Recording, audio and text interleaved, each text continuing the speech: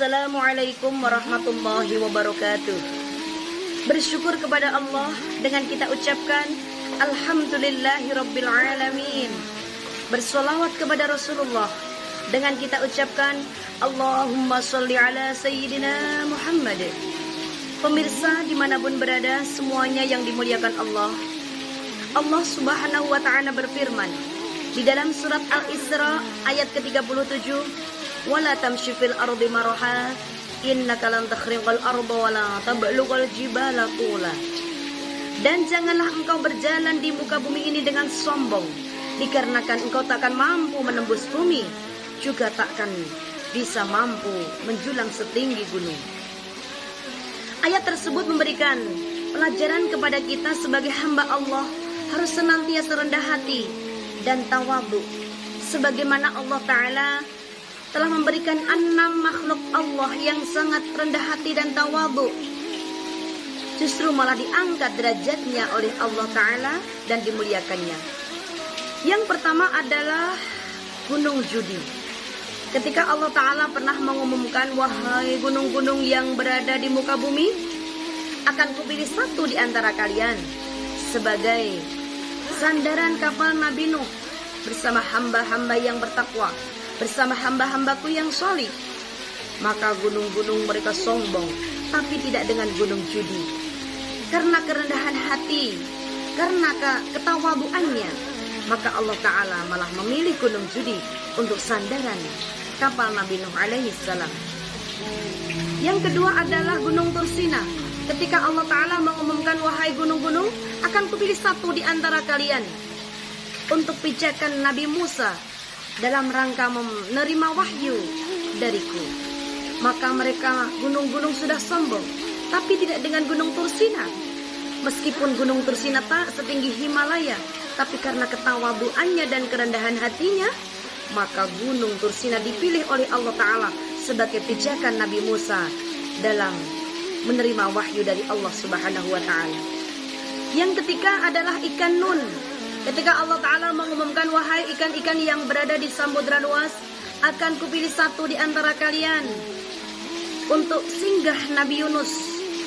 Oh, mereka ikan-ikan yang berada di samudra sudah sombong, tapi tidak dengan ikan Nun. Karena ketawaduannya dan kerendahan hatinya, maka Allah Ta'ala memilih ikan Nun untuk singgah Nabi Yunus alaihissalam. Yang keempat adalah lebah.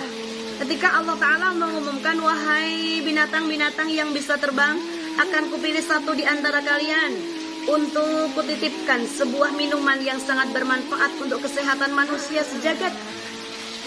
Mereka sudah sombong, tapi tidak dengan lebah. Allah Ta'ala takkan memilih aku. Mana mungkin, karena aku sangat kecil.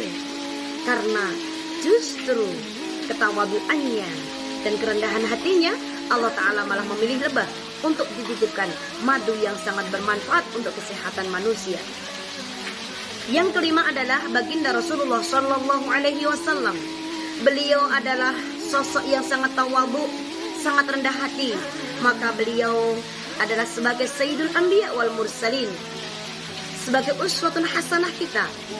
Bahkan beliau adalah sebagai pembawa syafaatul uzma kelak di yaumil qiyamah. Yang keenam adalah mukminin mukminat yang rendah hati dan tawadhu. Kenapa dimuliakan oleh Allah?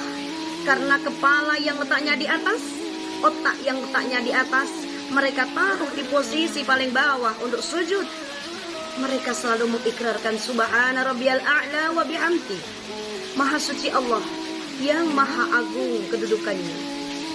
Meskipun berdiri, mereka selalu mengikrarkan inna sholati wa nusuki wa mahyaya wa mamati lillahi rabbil alamin.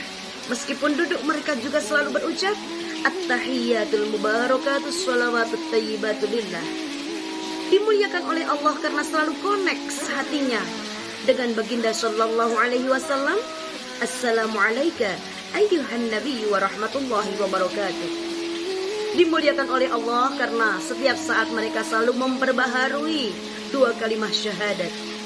Asyhadu an la ilaha illallah wa asyhadu anna Muhammadar Rasulullah.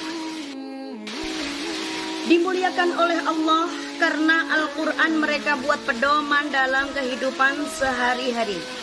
Mereka buat Al-Quran sebagai hiasan di setiap perkataan dan ucapan lisan mereka. Karena Al-Quran adalah qaulan karima, ucapan yang sangat mulia. Al-Quran adalah qaulan ma'rufa, ucapan yang sangat bagus. Al-Quran adalah qaulan saqila, ucapan yang berat.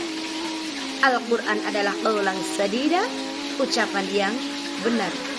Maka ketika lisan kita sudah terbiasa untuk mengucapkan ayat-ayat suci Al-Quranul Karim sebagai hiasan setiap hari, jangan kita nodai dengan merugikan, menyasarkan, menyakiti, menggunjing, bahkan mengejek orang lain. Na'udzubillah min dzalik. Bahkan untuk berkata-kata sombong. Karena sombong itu adalah sifatnya iblis. Iblis terkutuk karena kesombongannya. Ketika Allah Ta'ala memerintahkan untuk bersujud ta'zim kepada Adam alaihissalam,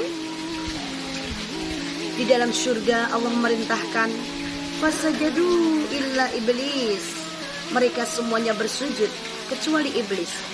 Allah Ta'ala bertanya, qala ma mana'aka alla tasjuda id amattuk.